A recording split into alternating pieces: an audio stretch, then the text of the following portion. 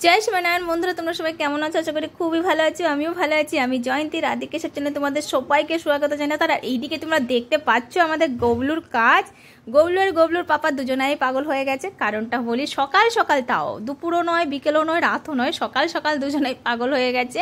তো সকালবেলা দেখো নাস্তা করার পর গব্বরের জন্য নিয়ে এসেছিল গব্বরের বাবা বেলুন। তো বেলুনটা দেখে মানে দেখানো হয়নি ওকে, কিন্তু ও মানে আমি গব্বরের বাবাকে বললাম কি যে বেলুনটাকে তুমি বেসিংয়ের কাছে রেখে দাও, দেখো কোথায় খুঁজে পাচ্ছে কিনা। মানে ওর পকেটে এসে সার্চ করছে, ওর নাকে গন্ধ ঠিক চলে গেছে যে বেলুন এসছে বাড়িতে। তো ওই জন্য লম্বকে ও পুরো সার্চ করছিল যে বেলুনটা কোথায় রেখেছে, কোথায়, শুধু ছুটে বেড়াচ্ছে। মানে যেখানে যেখানে বেলুনগুলো থাকে, মানে এক থাকে কুলারের ওপরে, এক থাকে ঠাকুর ঘরে, তাকে আর বেসিনটার ওপরে, আর একটা সেই ঘরে খেলে ওইখানটায়। তো ও ভেবেছিল যে ওইখানে হবে হয়তো, সেই খুঁজে খুঁজে বার করে লাস্টে আমি লম্বকে বললাম ফুলিয়ে ওকে খেলিয়েই দাও, নাহলে ও শান্তি পাবে না। তো দেখো খেলার নেশা দেখো, শুধু এত বেলুন পাগল ছেলে আমি মনে দ্বিতীয় দেখিনি।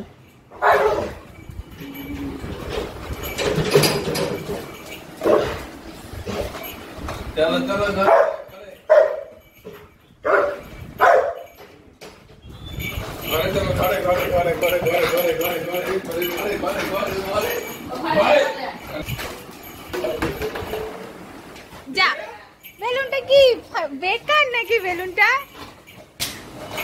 অবঙ্গটা কোনো মজাই পেলো না খেলে। আর তুমি কি একটাই নিয়ে এসেছিলে?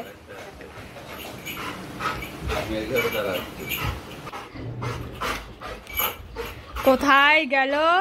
তখন থেকে খোঁজাখুঁজি করার পরেও আজকে আমার পঙ্কুটা খেলতে পারলো। আর এই দিকে তোমরা আমার গব্বরকে স্ট্যাচু কেন দেখতে পাচ্ছ জানো? স্ট্যাচু হওয়ার একটাই কারণ আছে, কারণ ওর বাবা দ্বিতীয় বেলুন ফুলাচ্ছে বাইরে। তো ওই স্ট্যাচু হয়ে শুনছে যে বেলুনটা কোথায় ফুলছে, কখন ঢুকবে।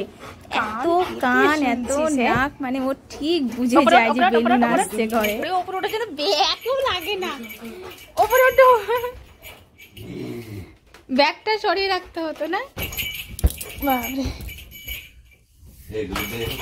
এই তো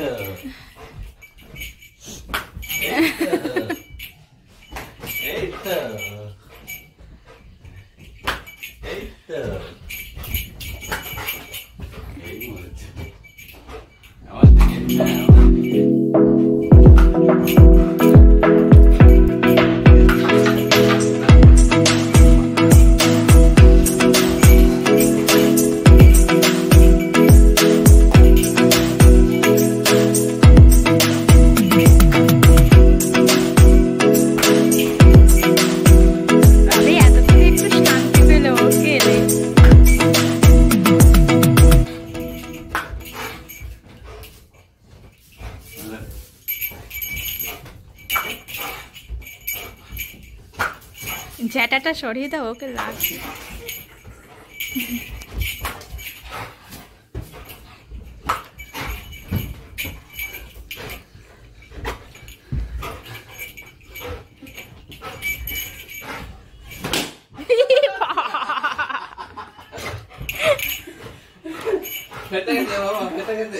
তোর বাবা ভাবিয়ে গেছে, তুই ভাবিয়ে গেছিস। যা,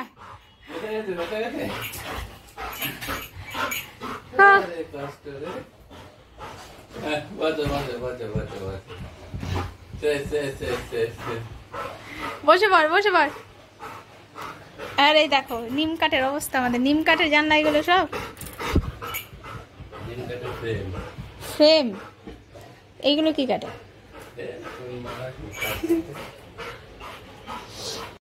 আর এই হলো আমার ঠাকুর ঘরের দর্শন। তোমরা দেখে নাও কি করে আজকে সাজানো হয়েছে। সেরকম কিছু সাজানো হয়নি, শুধু সাজানোর মধ্যে গুরুদেবকে মালা গেঁথে আর কি পরিয়েছি। এটা ফুল প্রচুর ফুটলে তখনই হয়, তাছাড়া তো হয় না।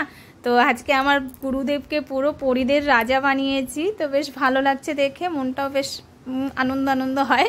মালা পরালে খুব খুশি হয় ভেতর থেকে। তো এই সব ফুলগুলো দেখতে পাচ্ছ, এইগুলো সব আমার ছাদে ফুটেছে, শুধু এই ধুতরা ফুল আর জবা ফুলটা বাদ দিয়ে এইগুলো নিচে ফুটেছে।